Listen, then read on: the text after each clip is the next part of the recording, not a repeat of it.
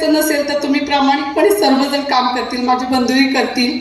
एवढीच दादांना श्रद्धांजली, म्हणजे आज वारीसाठी आपण जमलो आहोत, पण मला असं वाटतं की दादांना श्रद्धांजली आपण 9 तारखेलाच खऱ्या अर्थ मतदान रूपी सेवेतून जे आपले 10 उमेदवार आहेत. दादांचं स्वप्न होतं की पंचायत समिती द्या, ह्यावेळेस पंचायत समिती दिल्यानंतर तुम्हाला किती निधी द्यायचं आणि काय करायचं, तर हे त्यावेळेस दादा बोलले होते. तर ते दादांचं स्वप्न आपल्याला 9 तारखेला पूर्ण करायचं आहे.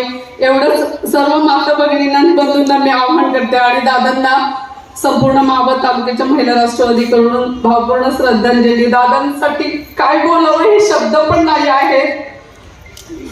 प्रत्येक जण सगळे दुःखातच आहेत, पण त्या दुःखाचा फायदा समोरच्याने घेऊ नये एवढीच त्यांनाही मी विनंती करते आणि थांबते. देहूच्या नगराध्यक्षा दुटेताई आपल्याला विनंती आहे की आपण आपल्या भावना या ठिकाणी व्यक्त कराव्यात. त्यानंतर RPIचे अध्यक्ष आदरणीय लक्ष्मणभाऊ या ठिकाणी आपली दुःखद भावना व्यक्त करण्यासाठी या ठिकाणी येतील. दुःखित अंतकरणाने जमलेले सर्व माता पिता आणि बंधू भगिनींनो, आपले महाराष्ट्र राज्याचे उपमुख्यमंत्री अजितदादा पवार काही दिवसांपूर्वी आपल्याला सोडून निघून गेले. खरं तर महाराष्ट्रावरच नाही तर आपल्या मावळ तालुक्यावर देखील दुःखाचा डोंगर कोसळला आहे.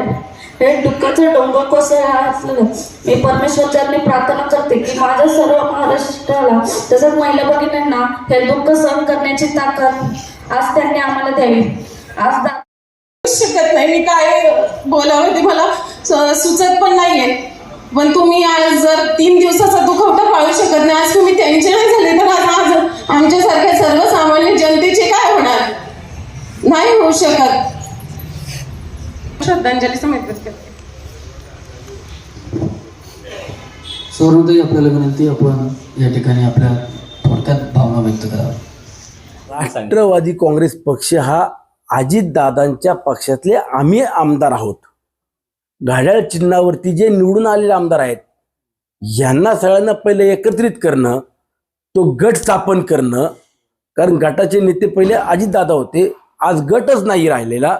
हा गट पहिला स्थापन करणं, सगळ्या आमदारांना कायदेशीर प्रक्रियेमध्ये सामोरे म्हणजे प्रक्रियेत पूर्ण करून घेणं, या सगळ्या जबाबदाऱ्या पहिल्या कराव्या लागत आहेत. हे सगळं मुख्यमंत्री, राष्ट्रवादी काँग्रेस पक्षी प्रमुख नेते या सगळ्यांनी आमची जी राष्ट्रवादी काँग्रेस पक्षाची घटना होती त्या घटनेच्या अनुषंगाने जे निर्णय करावे लागत आहेत त्या निर्णयामुळं या आजची सगळी प्रक्रिया पार पाडली पाहिजे असं मला वाटतं. आज त्यावरती चर्चा किंवा भाष्य करणं मला योग्य वाटत नाहीये.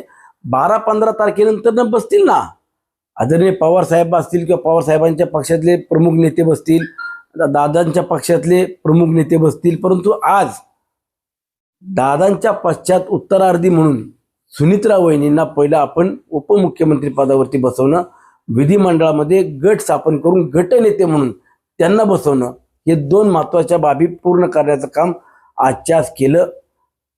त्यानंतर मग पुढच्या प्रक्रियेमध्ये दोन्ही पक्ष एकत्रित येतील आणि राज्यभरामध्ये महाराष्ट्रामध्ये राष्ट्रवादी काँग्रेस पक्षाचा विस्तार वाढवतील.